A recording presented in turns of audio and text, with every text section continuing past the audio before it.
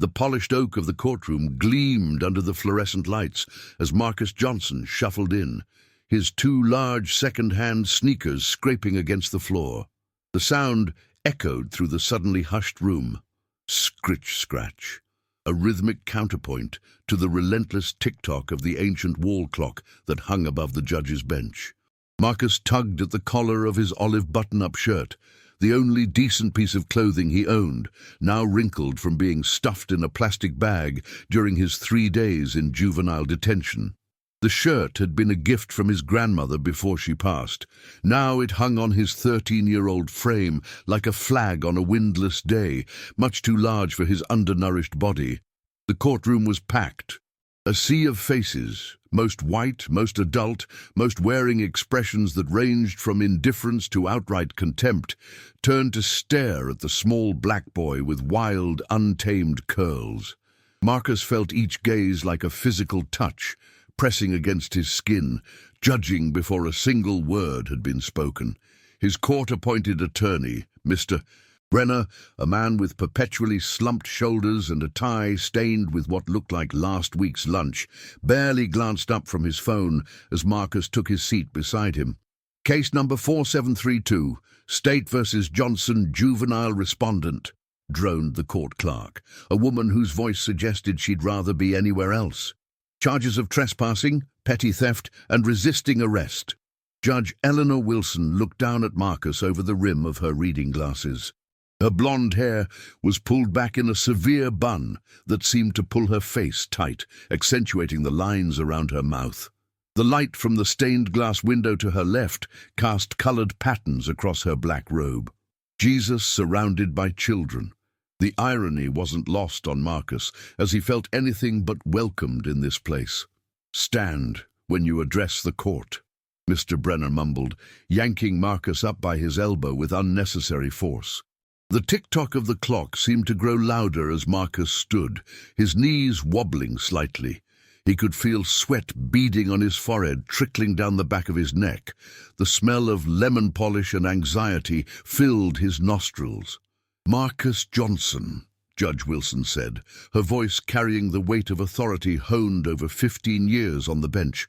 "You've been charged with breaking into the West Side Market, stealing approximately $57 in merchandise, and attempting to flee when Officer Reynolds attempted to apprehend you.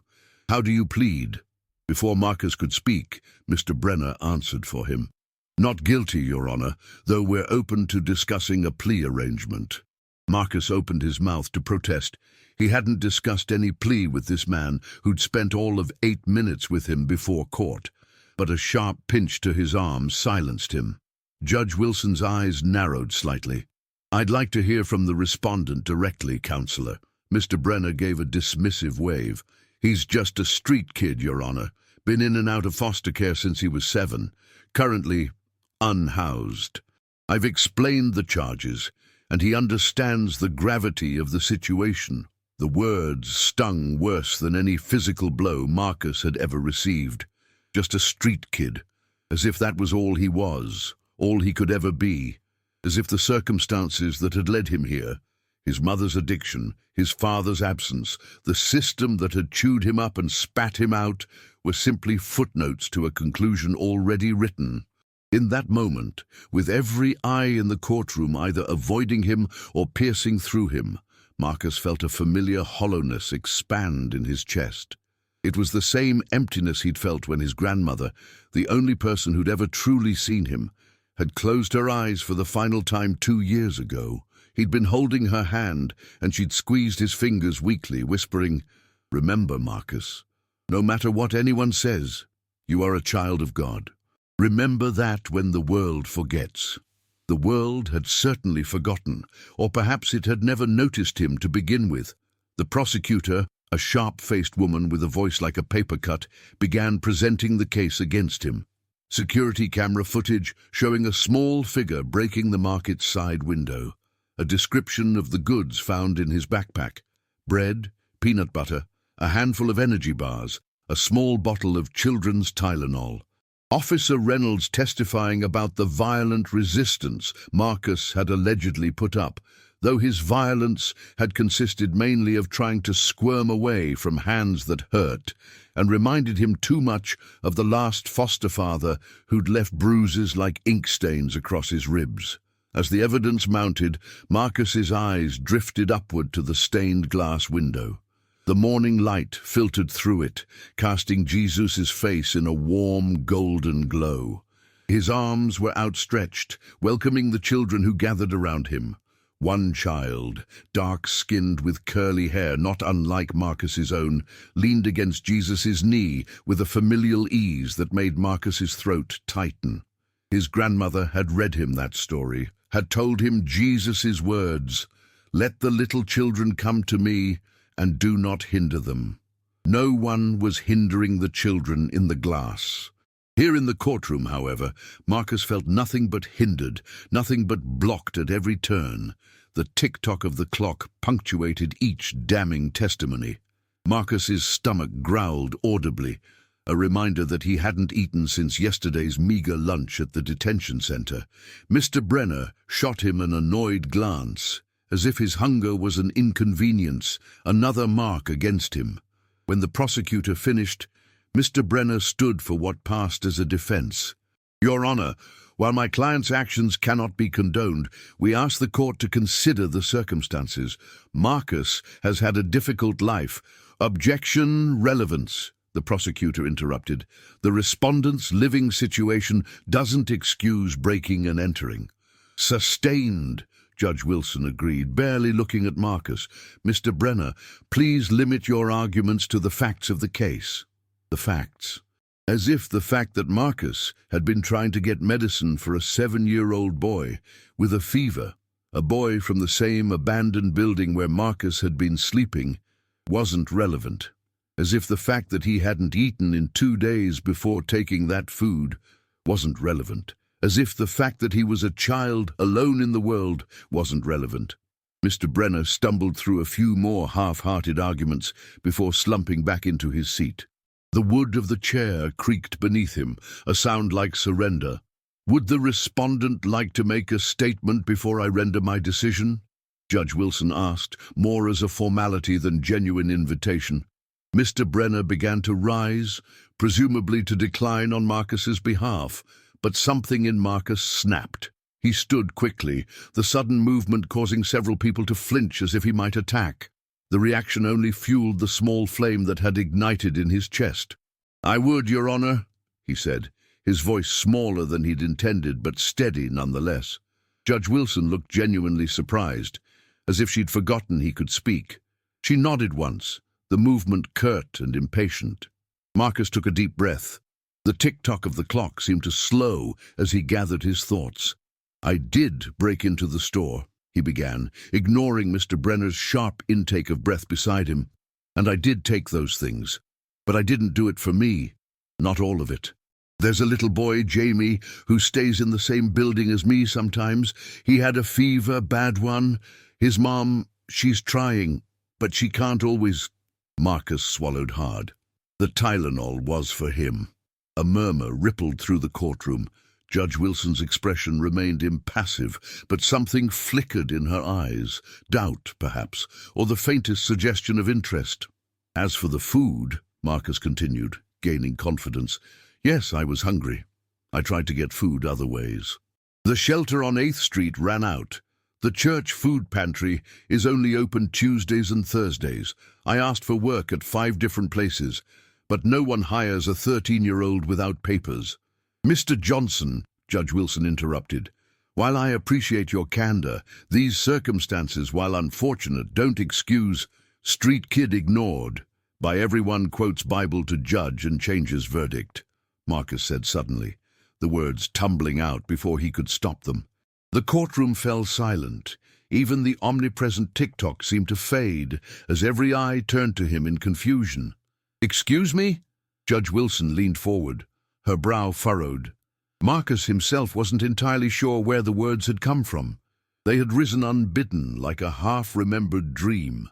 But as he stood there, pinned by stares and expectations, something shifted inside him.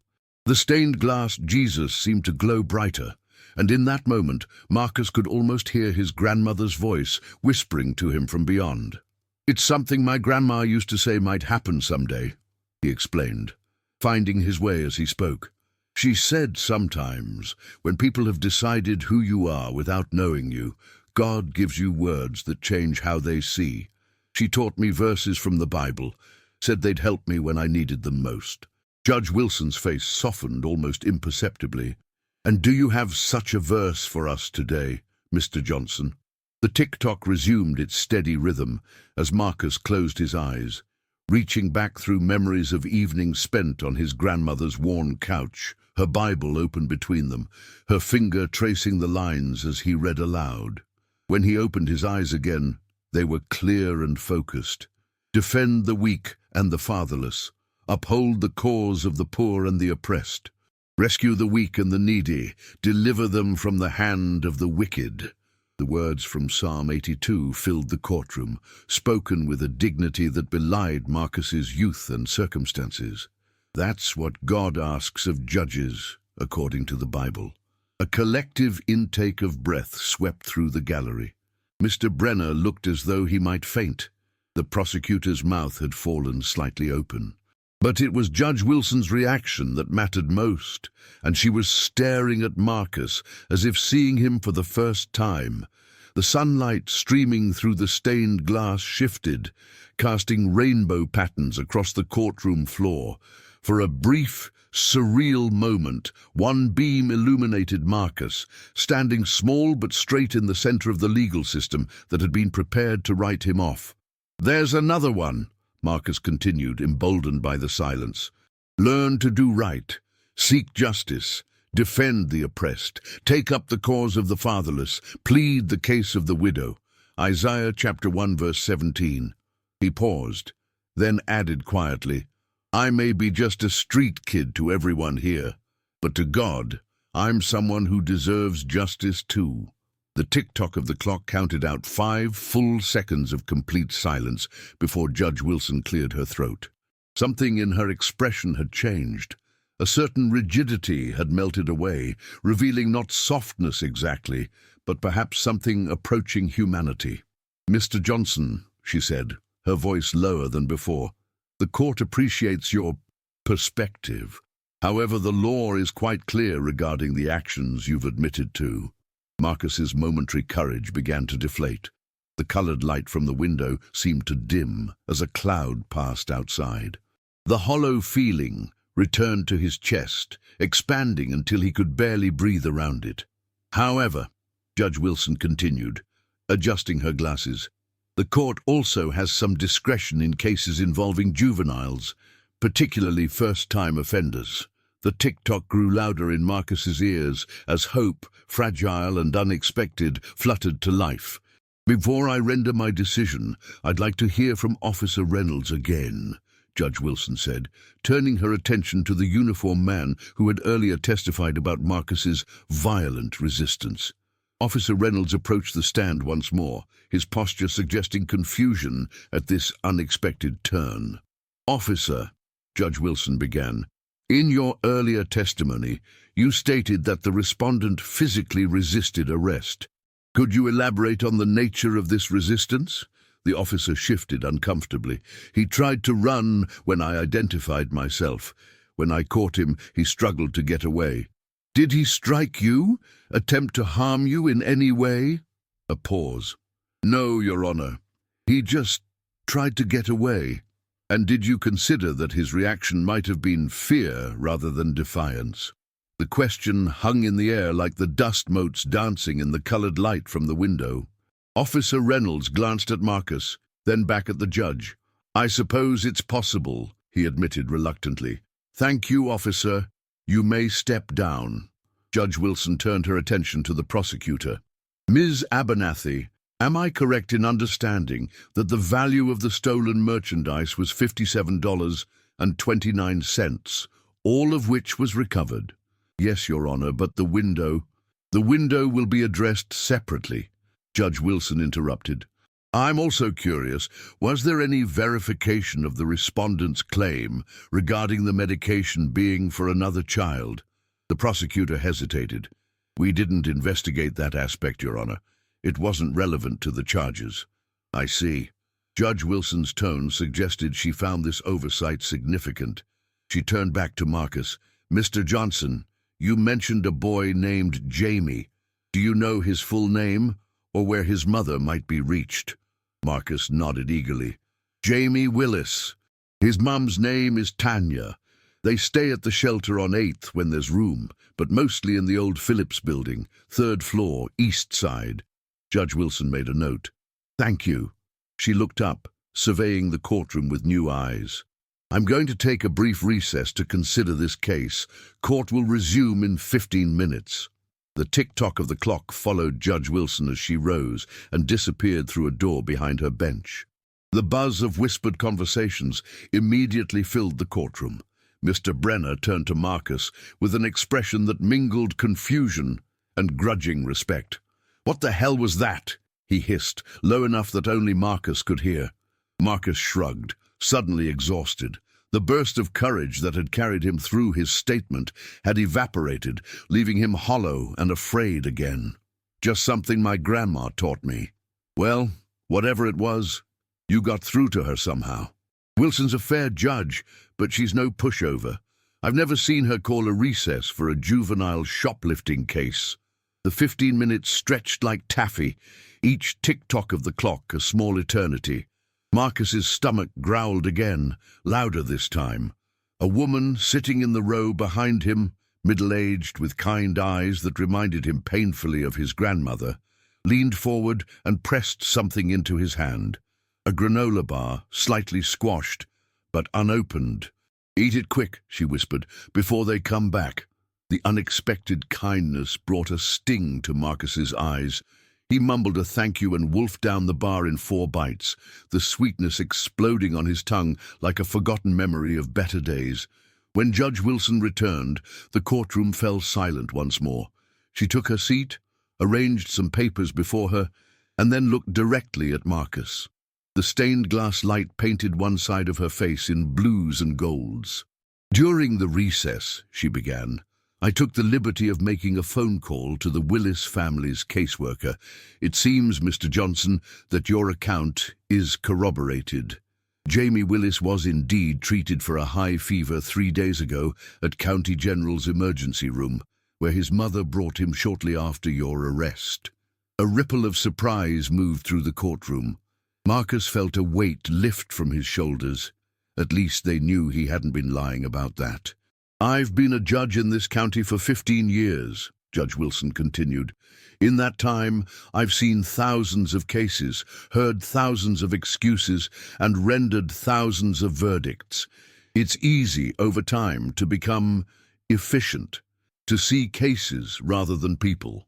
She paused, looking toward the stained glass window, then back at Marcus. Sometimes it takes something unexpected to remind us of our higher purpose.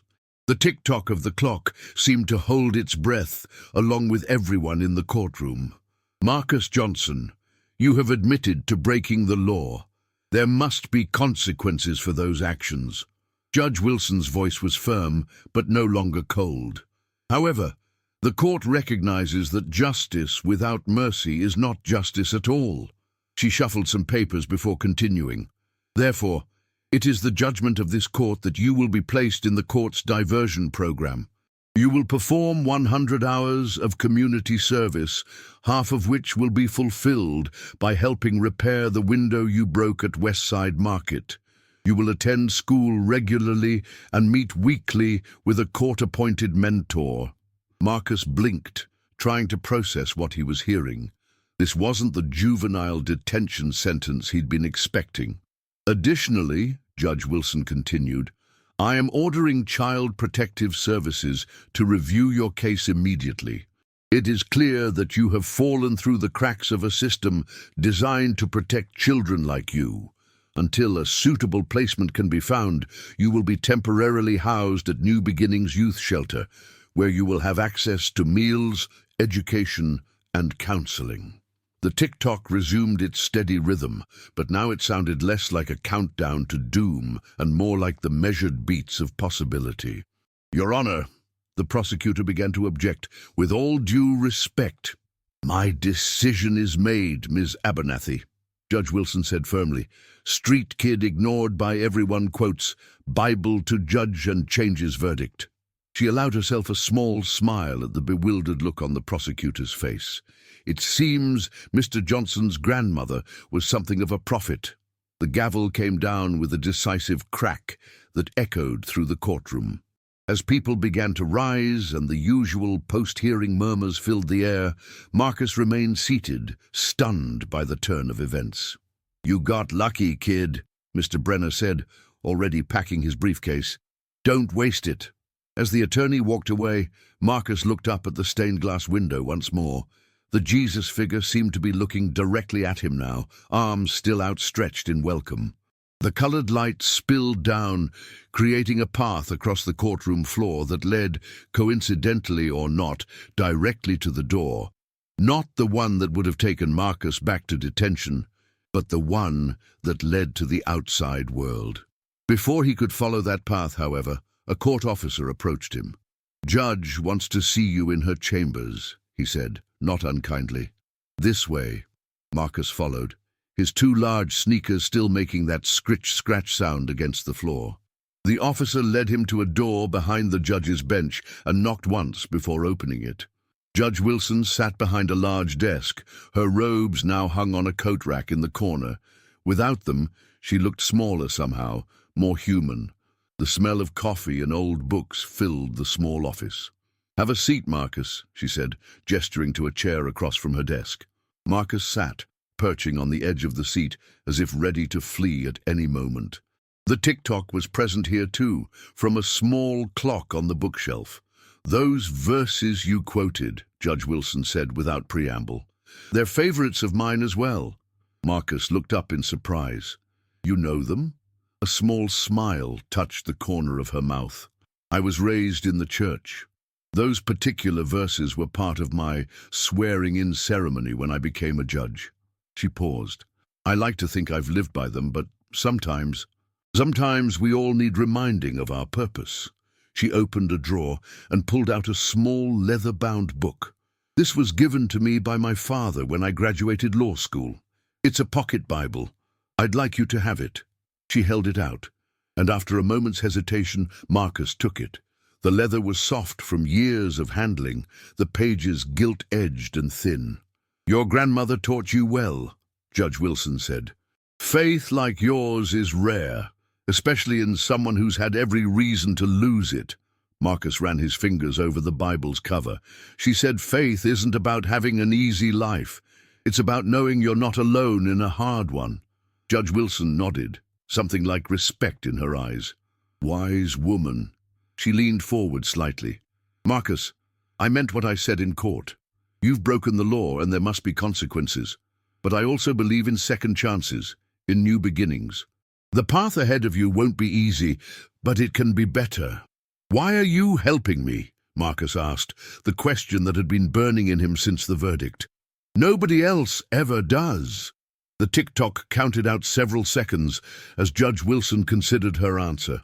"Because today you reminded me of something I should never have forgotten," she said finally. "That before I am a judge, I am a human being. Before you are a respondent, you are a child. And every child deserves to be seen, truly seen, for who they are and who they might become." She stood, indicating that their conversation was coming to an end. "The officer will take you to new beginnings now. I'll be checking on your progress personally, so I expect to hear good things." As Marcus rose to leave, clutching the Bible to his chest, Judge Wilson added, "And Marcus, if you see Jamie and his mother, tell them I've arranged for a social worker to visit them tomorrow. There are programs that can help them too." The tick-tock of the clock seemed to take on a new rhythm as Marcus nodded, something like "hope, faith, hope, faith." 3 months later, Marcus stood outside Westside Market, paintbrush in hand. The new window gleamed in the afternoon sun, the frame freshly painted by his own hands. His community service hours were nearly complete, his attendance at the alternative school arranged by the court perfect, his weekly meetings with his mentor, a retired teacher named Mr. Collins, something he actually looked forward to. The smell of wet paint mingled with the scent of coming rain in the air. Marcus inhaled deeply, savoring the earthy promise of renewal. His new foster placement wasn't perfect. Mrs. Bennett was strict and sometimes distant, but she was fair, her home clean and safe, her expectations high but not impossible. As he cleaned his brushes, the market owner, Mr. Patel, emerged from the store. In the beginning, the man had watched Marcus like a hawk, suspicion etched in every line of his face. Now he offered a bottle of water and a nod of approval at the finished work. "Good job," he said simply. "You have steady hands. Could use steady hands here, you know. After school, weekends, stocking shelves, maybe register eventually." Marcus nearly dropped the brush. "You'd hire me? Even after—" Mr. Patel shrugged. "Judge Wilson, she called me. Said you were making good choices now. Said I should give you chance to make more good choices." He tapped his temple. "Smart judge." The offer of legitimate work, of trust, was so unexpected that Marcus could only nod, words failing him completely. Later that evening, as he sat on the steps of his foster home, the small Bible Judge Wilson had given him open on his lap.